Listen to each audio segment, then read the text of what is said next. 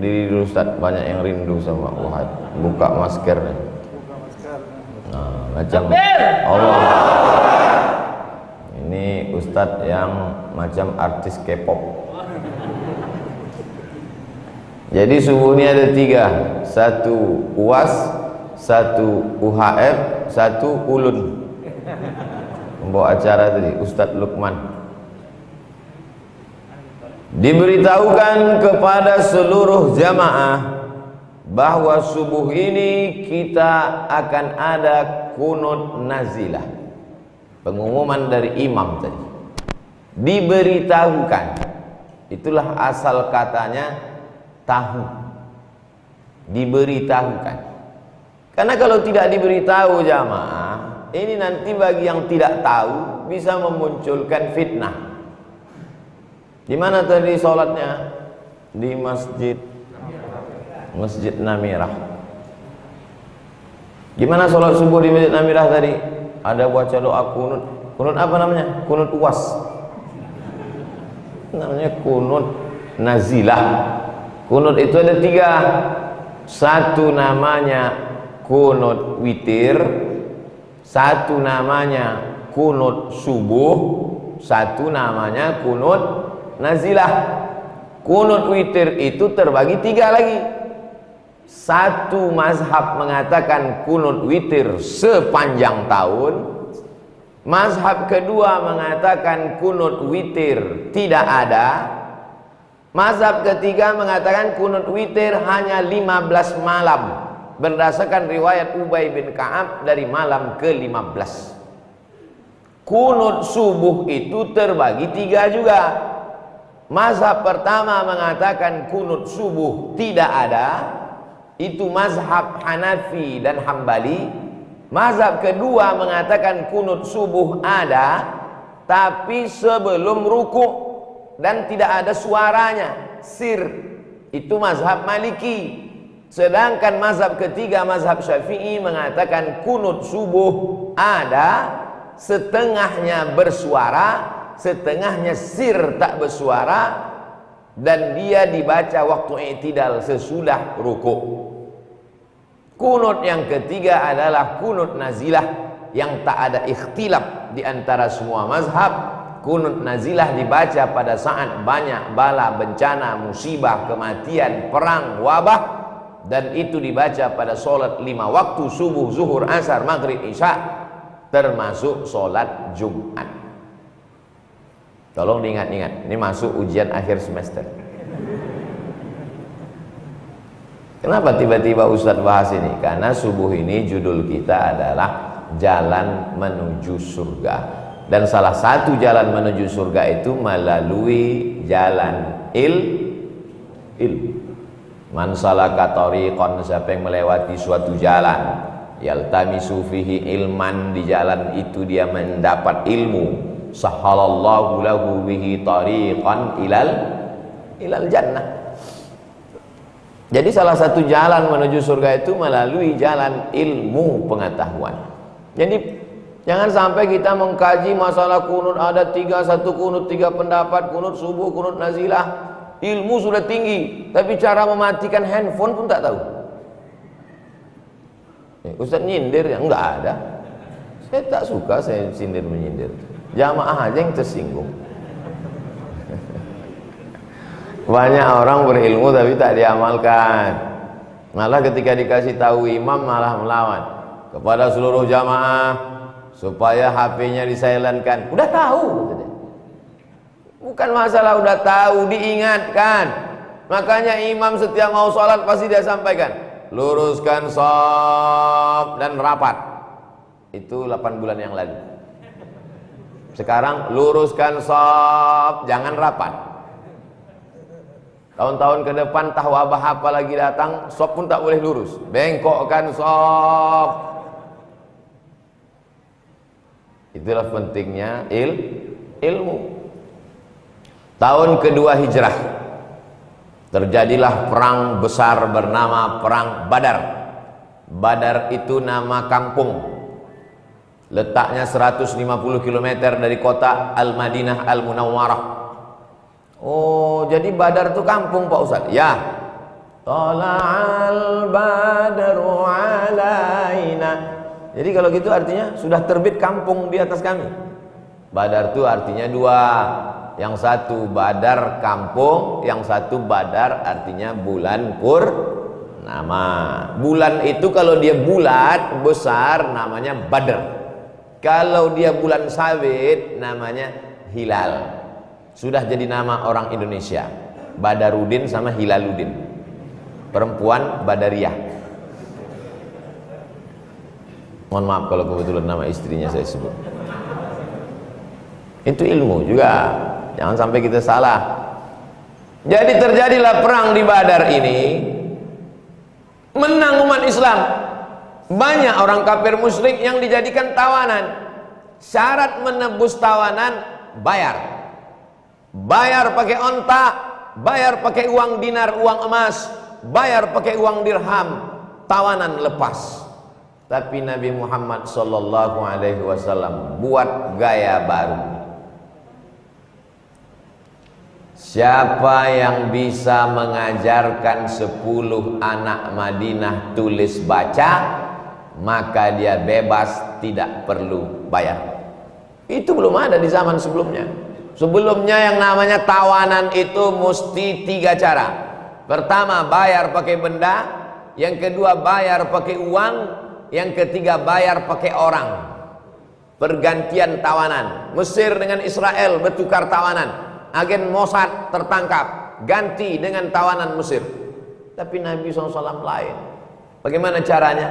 Cukup ajarkan anak Madinah 10 orang tulis baca, bebas.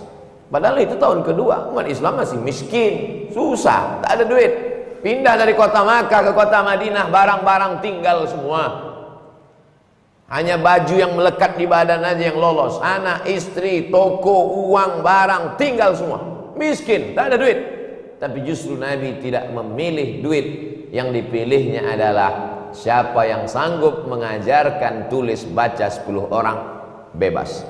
Andai kita perang, pasukan balik papan tak punya duit, pilihannya 2. Kita tukar tawanan dapat emas, dengan kita tukar tawanan bisa tulis baca. Kira-kira pasukan balik papan pilih uang atau bisa tulis baca?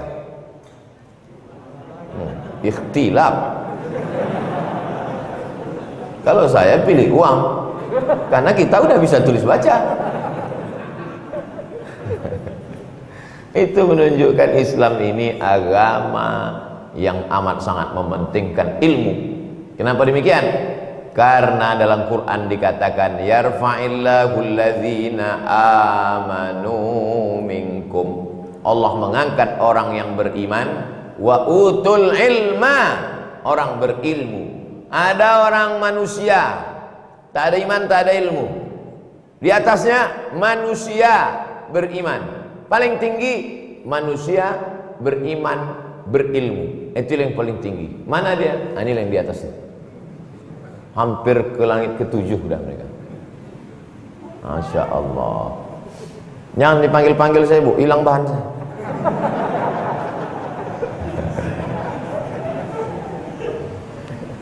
Makanya kita wariskan kepada anak-anak kita itu ilmu.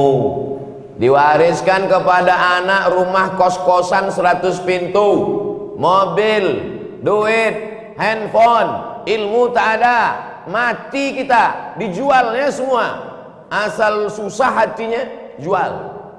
Mau lahirkan anak, jual. Mau nikah, jual. Mau nikah sekali lagi, jual lagi. Habis. Berapa banyak tuan tanah, tuan takur sekarang menjadi tukang ukur tanah, dijengkali orang. Maka wariskanlah kepada anak-anak kita ilmu. Saya dalam perjalanan hidup banyak sudah melihat, termasuk kawan-kawan sekolah dulu, yang anak-anak orang kaya, yang tak mementingkan pendidikan, hari ini menjadi orang yang kasihan kita menengok nasib. Lama hidup banyak dirasa, jauh berjalan banyak dilihat. Maka ini penting sekali. Tapi kalau kita wariskan ilmu kepada anak-anak kita, maka insya Allah harta itu menyusul. Tapi kalau kita wariskan harta, ilmu tidak akan mungkin menyusul. Itu kata ungkapan Imam Sayyidina Ali, al ilmu yahrusuka wal malu anta tahrusuhu. Ilmu itu menjaga engkau, sedangkan harta itu engkau yang menjaganya. Kalau kau punya ilmu, ilmu itu menjaga engkau. Tapi kalau engkau punya harta, engkau menjaganya pagi, petang, siang dan malam. Saya nggak selamanya percaya omongan Ustaz Somad. Itu banyak orang kampung kami yang kaya-kaya, hebat, ya kaya berilmu. Jangan sampai, tapi yang lebih parah lagi, sudahlah tak kaya, bodoh pula. Kalau ada tak kaya, tak berilmu, pergilah ke tepi pantai, panggil ikan hiu biar dikunyahnya. Saudara yang dimuliakan Allah Subhanahu wa taala, mana yang lebih hebat, manusia apa jin?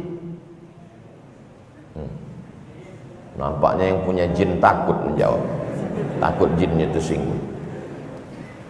Ya ayyuhal mala'u, wahai pasukan tentara-tentaraku, ayyukum yatini bi arsyiha qabla an yatuni muslimin. Siapa yang sanggup membawa kursi Balqis dari Yaman ke Palestina 3000 km, 3 jam naik pesawat? Apa kata jin? Ana atika bihi qabla an taquma min maqamik. Aku bisa memindahkan kursi Balqis dari Yaman ke Palestina sebelum kau tegak dari tempat duduk. Ini tidak bisa dilakukan JNE dan titipan kilat hari ini. Kalau gitu mana yang lebih hebat, manusia apa jin? Tahu dia ini, Ustaz Somad ini menjebak ini. Apa kata manusia? Itu tadi jin. Sebelum kau tegak, kursi Balqis sudah sampai di situ. Tapi manusia tidak begitu. Apa kata dia? Ana atika bihi qabla an yartaddak ilaika tarfuk. Aku bisa memindahkan kursi Balqis dari Yaman ke Palestina sebelum kelopak matamu berkedip. Pindah. Sebelum berkedip udah pindah. Inilah yang bisa dilakukan WhatsApp sekarang. Bro, tolong kirimkan foto kita tadi ya, yang sama Ustaz Somad subuh tadi. Ku kirim sebelum matamu berkedip, guys. Udah 5 kali kedip tak datang-datang, rupanya paket habis. Betapa miskinnya manusia modern, mengirimkan foto pun tak bisa cepat, apalagi ngirimkan air 2 botol. Sebotol ini 30 menit, 2 botol berarti 1 jam. Ini simbol. Mana yang lebih hebat ilmu manusia daripada malaikat? Manusia. Ambi'uni bi asma'i haula'i in kuntum shadiqin. Kata Allah, wahai malaikat-malaikat, beritahu nama-nama ini kalau memang kalian punya ilmu.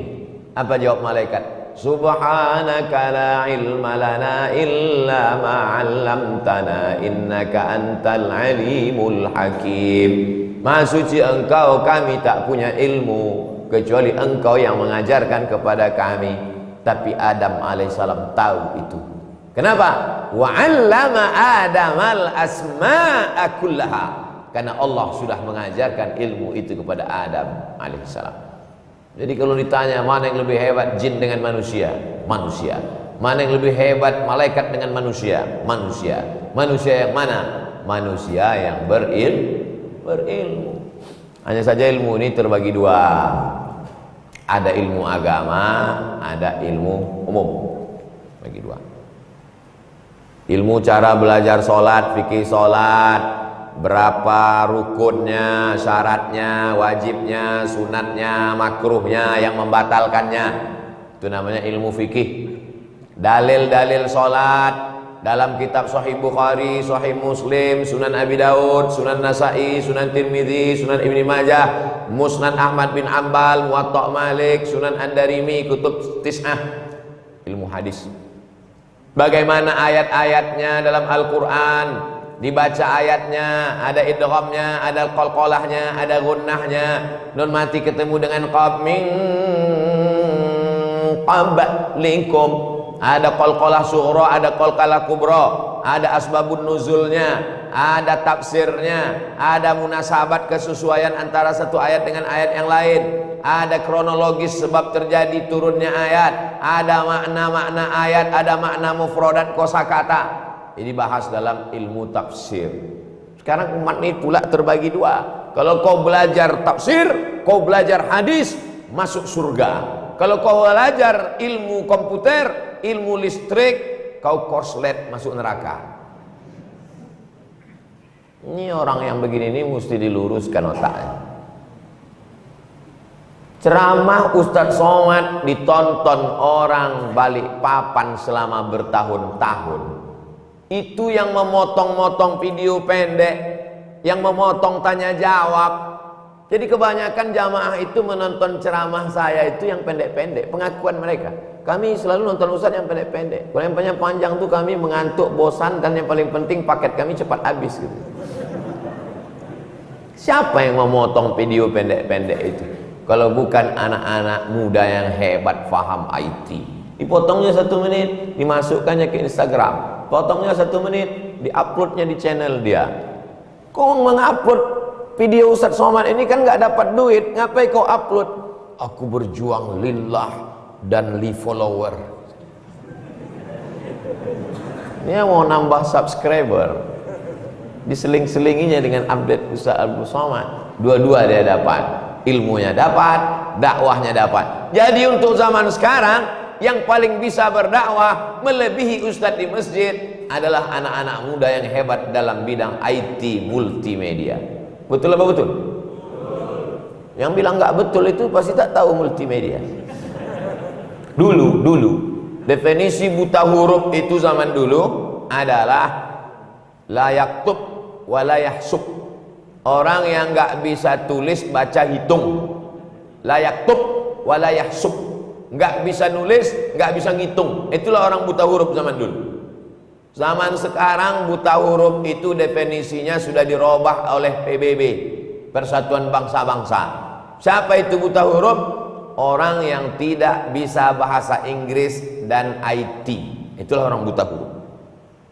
Jadi kalau begitu banyak di antara kita ini buta huruf, termasuk saya. Saya bahasa Inggris saya ladies and gentlemen, kepala beku ditempel semen. IT pun saya tak paham, tapi kita tetap berusaha.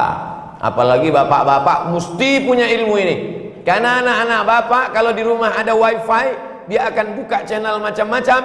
Tapi kalau bapak punya ilmu, bapak bisa pasang blok sehingga dia tidak bisa buka.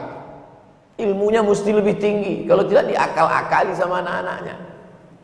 Tiba-tiba Pak Ustadz, saya mau bayar tagihan pulsa saya melejit sampai 4 juta. Kenapa? Rupanya anak saya main judi pakai handphone saya. Kena orang tua. Pentingnya ilmu. Jadi jangan pilih-pilih. Hanya saja ilmu tentang masalah ibadah kepada Allah ini fardu ain. Fardu ain itu artinya apa? Kita sendiri mesti tahu. Kalau tidak tahu maka amal kita tidak benar. Fardu kifayah, orang lain tahu kita nggak tahu, cukup.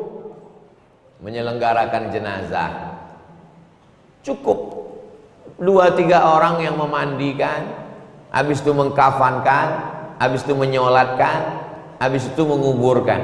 2-3-5 orang cukup. Fardu kifayah. Kifayah artinya cukup. Gugur dosa kita kalau dilaksanakan 2-3 orang. Tapi kalau fardu ain, masing-masing kita mesti tahu. Dari mulai bagaimana cebok. Karena kalau ceboknya tak betul, kerannya menetes, sholatnya tak sah. Makanya hadis tentang azab kubur. Kenapa dia diazab ya Rasulullah? Dia diazab karena tak beres masalah cebok. Kenapa ceboknya tak beres? Tak ada ilmu.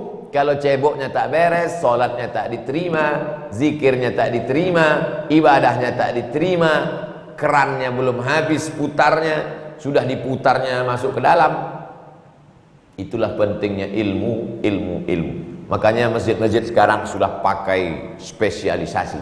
Senin malam Selasa fikih, Selasa malam Rabu tafsir, Rabu malam Kamis hadis, Kamis malam Jumat akidah, Jumat malam Sabtu akhlak, Sabtu malam Ahad, tablik akbar. Tidak ada alasan orang untuk tidak datang ke masjid. Buatkan daftarnya. Fikih dibagi lagi. Ada fikih sholat, ada fikih muamalat, fikih ibadah, sholat, zakat, puasa, haji. Fikih muamalat, jual beli, pinjam meminjam, gadai menggadai, bagi hasil mudharabah, permodalan syariah, murabahah, hutang piutang. Fikih munakahat, pernikahan, fikih siasah, politik. Ini sekarang umat Islam mau dijauhkan, dilepaskan dari politik. Seolah-olah Islam ini hanya zikir, sholawat, tahlil, mati. Lahirnya akikah, nikahnya walimah, matinya takziah. Itulah Islam. Itu adalah pembodohan umat Islam. Lalu kemudian kita lanjutkan perjalanan Islam setelah perang Badar. Nabi SAW membangkitkan semangat menuntut ilmu. Lalu kemudian meninggal Nabi, naik Abu Bakar Siddiq, meninggal Abu Bakar, naik Umar, meninggal Umar, naik. Pada masa Umar bin Khattab, Islam sampai ke Persia. Persia pernah mengalahkan Roma. Sama seperti sekarang. Ada blok barat, ada blok timur. Blok barat itu dikuasai oleh Roma, Italia sekarang. Blok timur dikuasai oleh Persia, Iran sekarang. Sama seperti dunia sekarang. Blok barat dikuasai oleh Amerika. Blok timur dikuasai oleh Rusia. Jadi dunia ini selalu ada dua kekuatan yang menguasai. Lalu kemudian seketika itu menanglah Persia melawan Roma. Makanya dalam Quran ada surat Rom. Ghulibatir Rom, bangsa Roma sudah dikalahkan. Oh, jadi di Quran itu ada surat Roma Pak Ustaz? Ada. Kenapa Quran di rumah saya cuma ada surat Yasin? Kau bacalah surat yang lain guys. Hah? Lalu kemudian ketika Roma ini kalah, Persia menang. Itu menunjukkan Persia itu hebat, termasuk hebatnya dalam masalah ketentaraan. Makanya ketika zaman Nabi, waktu melawan orang kafir Quraisy, ada orang Persia, sahabat Nabi itu ada orang Persia, namanya Salman Al-Farisi. Farisi artinya Persia, Misri artinya orang Mesir, Makki artinya orang Makkah. Balik Papani kalau orang balik Papan. Semua ya di ujung itu menyebutkan asal kampung. Datanglah Salman Al-Farisi, orang Persia yang hebat strategi perang. Kami ada strategi di Persia ya Rasulullah. Gimana strateginya? Supaya musuh dari Makkah tidak bisa masuk ke Madinah. Ini ada dua bukit besar, tak mungkin mereka naik ke atas. Maka di antara dua bukit ini kita gali tanah yang kira-kira kuda tidak bisa melompat. Bagus kata Nabi. Itu menunjukkan agama Islam menerima strategi walaupun dari negeri kafir. Jadi nanti jangan diharamkan ini Samsung nih. Ini Samsung ini dari kampung Ustadz Wahab nih, Korea. Samsung ini kan dari negeri kafir. Kenapa boleh dipakai? Karena ini strategi. Ilmu boleh dipakai. Orang sekarang terbalik pula. Yang dari Amerika itu bukan ilmunya yang dipakai. Yang dipakainya rambut macam sumbu kompor, badan bertato-tato, sampai lidah pun dilobangi. Menengok anting di bibirnya, bibir kita pula yang ngilu. Boleh kau ambil ilmunya. Dalilnya mana? Nih, perang Persia punya strategi gali parit. Parit itu bahasa Arabnya Khandaq. Maka perang itu disebut dengan perang Khandaq. Nama kamu siapa? Khandaq. Kenapa kau dikasih nama Khandaq? Aku lahirnya di parit. Khandaq. Perang itu juga disebut dengan perang Ahzab. Ahzab itu jamak dari hizib. Hizib artinya partai. Ahzab koalisi partai-partai. Karena waktu itu berkoalisi partai kafir, partai musyrik, partai munafik, partai Yahudi. 4 partai berkoalisi menghantam Nabi Muhammad SAW.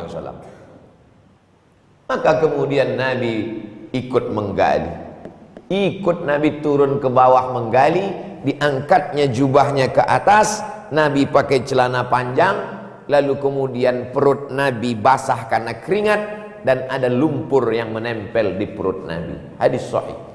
Jadi jangan bayangkan mentang-mentang Nabi berdiri lalu tunjuk, kau angkat sana, kau angkat ini masuk surga, kau ini masuk surga. Itu Nabi dari mana itu? Nabi Muhammad SAW yang mulia itu, yang Sayyidul Anbiya wal Mursalin, ikut dia menggali itu, ikut dia mengangkat batu itu.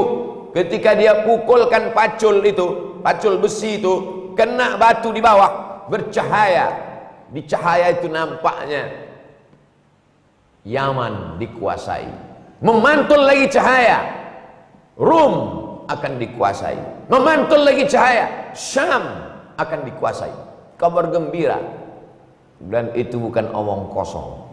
3 negeri itu sudah dikuasai. Yaman yang ketika itu markasnya Abrahah.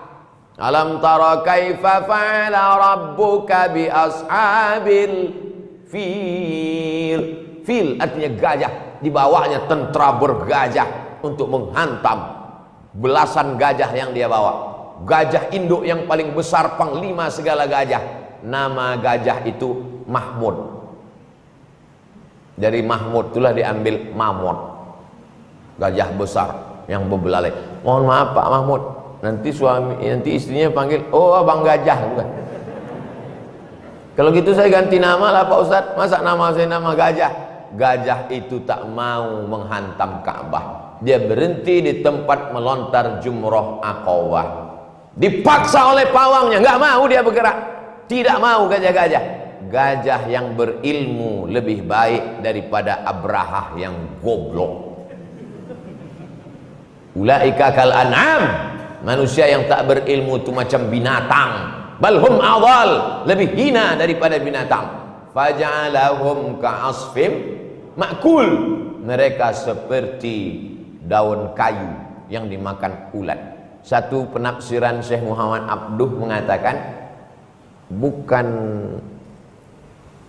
ditembak dari atas pakai batu meteor, tapi kata Syekh Muhammad Abduh, datang burung dari atas menebarkan virus, yaitu virus cacar.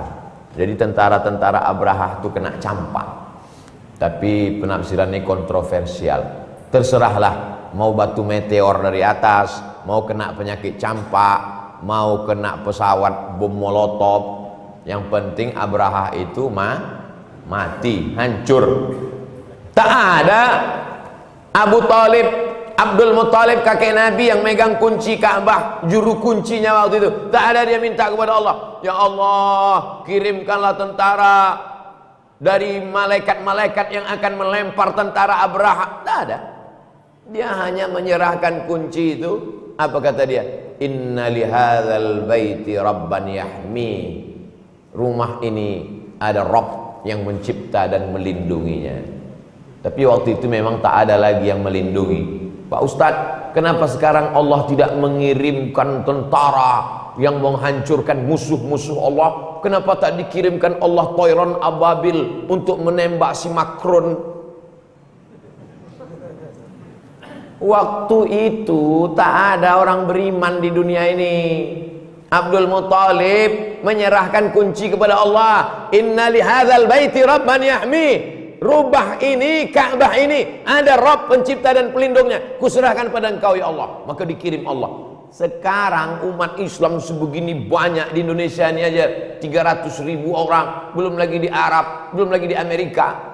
Karena banyak inilah tak dikirimkan Allah ababil. Kalau tak ada orang beriman di dunia ini, sudah lama dikirimkannya ababil dan entah apa-apa lagi dikirim.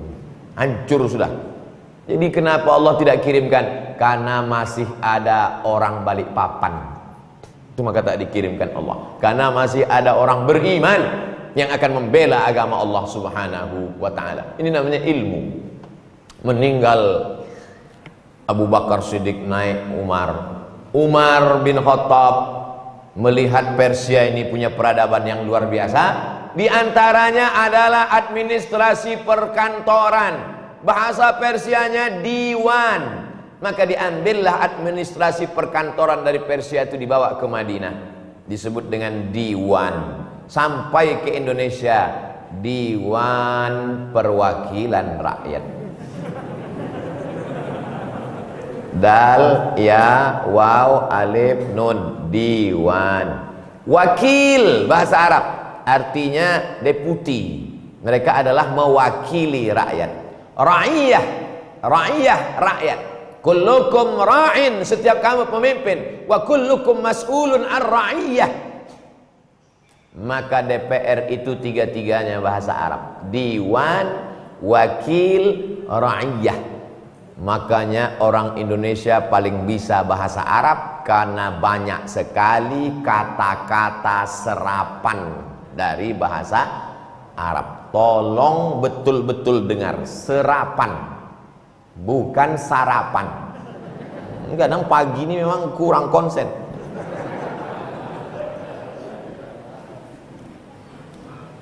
Mana ada kantor zaman Nabi Muhammad SAW? Dari mana administrasi ini? Diambil dari Persia. Termasuklah ilmu-ilmu membangun masjid ini. Ketika pada masa pemerintahan Umar bin Khattab, sampailah Islam ke negeri jajahan Roma. Waktu itu ada satu kota, nama kota itu diambil dari nama raja. Nama rajanya Bizanti, nama kotanya Bizantium, Roma. Ciri khas Bizantium, bangunan melengkung. Melengkung di tengah, tidak ada tiang. Lalu kemudian habis masa Bizanti, naik lagi raja, namanya Konstantin. Dirobahnya nama kota itu menjadi nama dia, Konstantinopel. Ada raja namanya Alexander, dibuatnya nama kota itu Alexandria. Jadi raja-raja zaman dulu untuk mengekalkan nama dia, dibuatnya nama dia jadi nama kota. Balikpapan itu nama raja anda.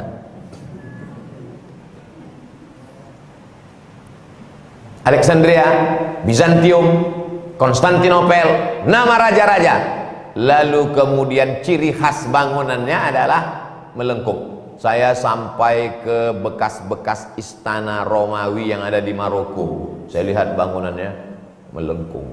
Zaman Nabi tak ada bangunan melengkung ini, karena Masjid Nabawi itu dibangun dengan batang korma tiangnya, atapnya pelepah korma. Tak ada melengkung.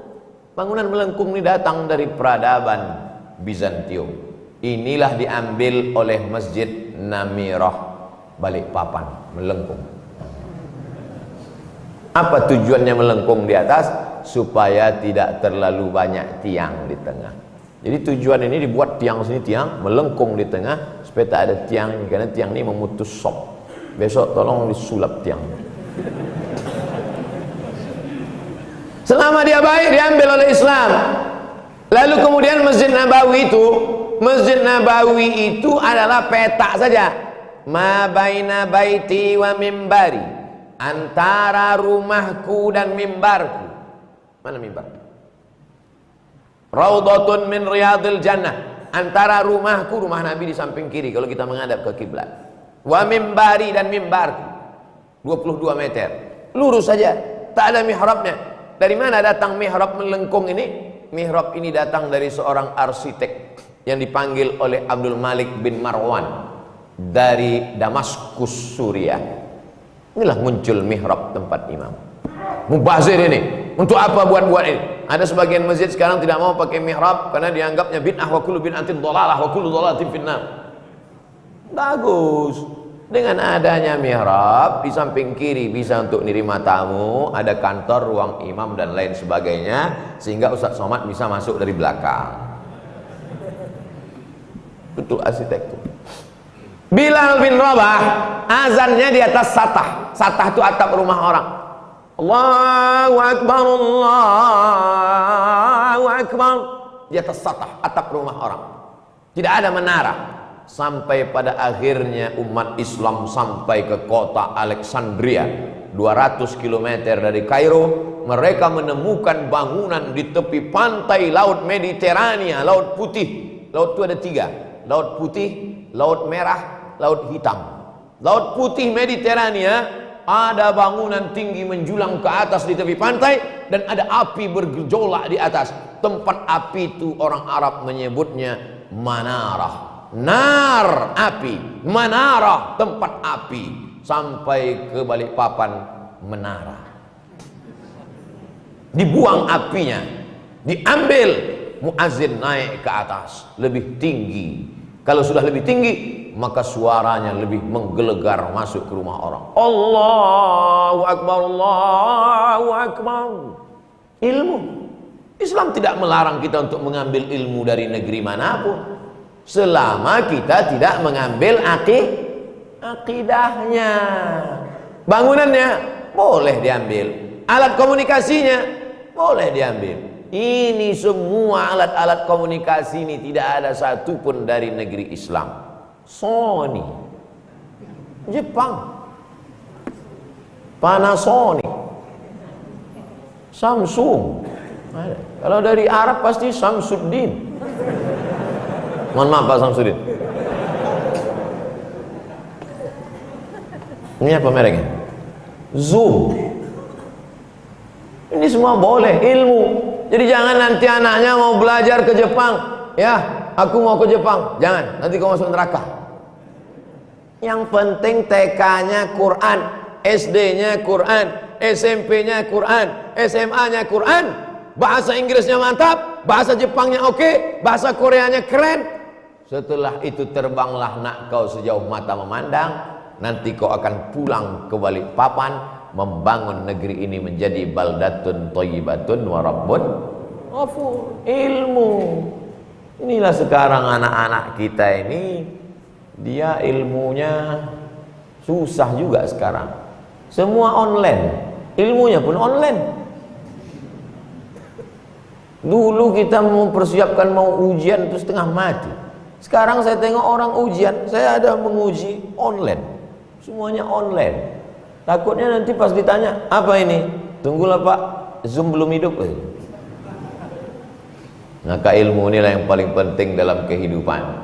Dalam Islam diajarkan mendengar satu majelis ilmu lebih baik daripada sholat sunat 100 rakaat. Dalam kitab Mukhtasar At-Targhib wa Tarhib, penulisnya Imam Al-Hafiz Al-Munziri, diringkas oleh Al-Hafiz Ibnu Hajar Al-Asqalani, hadisnya sahih bahwa orang yang ikut majelis ilmu lebih baik daripada 100 rakaat sholat sunat. Itu menunjukkan memotivasi orang ilmu. Maka di Masjid Nabawi itu ada halakoh. Halakoh artinya lingkaran. Nabi duduk, sahabat melingkar. Ini halakoh. Zaman dulu tak ada tabligh akbar. Gak bisa pengajian ramai begini karena suara tak sampai.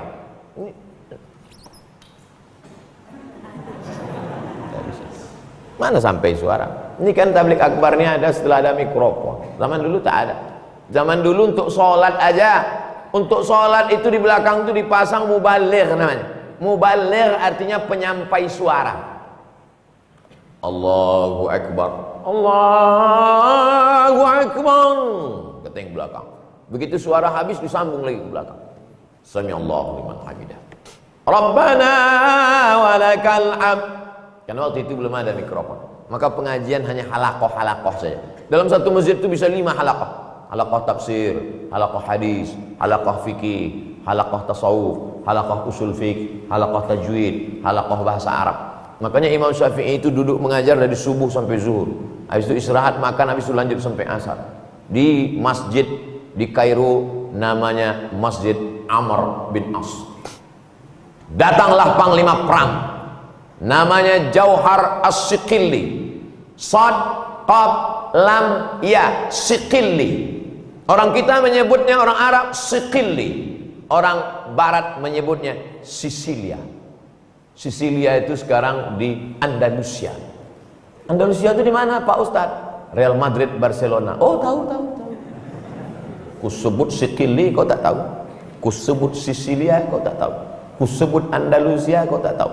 Kusebut Real Madrid Barcelona kau tahu. Ternyata ilmumu cuman sampai di tiang gawang. 700 tahun Islam berkuasa di Madrid dan Barcelona itu.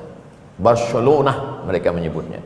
Kurtuba, nama kotanya Kurtuba, mereka menulisnya Cordova. Baladul Walid, nama negerinya Baladul Walid, mereka sebut Valladolid. Nama-nama negeri di Eropa. Akhirnya umat Islam yang dulu di sana berkuasa, memang sifat umat Islam ini begini. Kalau dia berkuasa, kaya raya, terlena, lupa, kelahi, hancur, akhirnya musuh menang.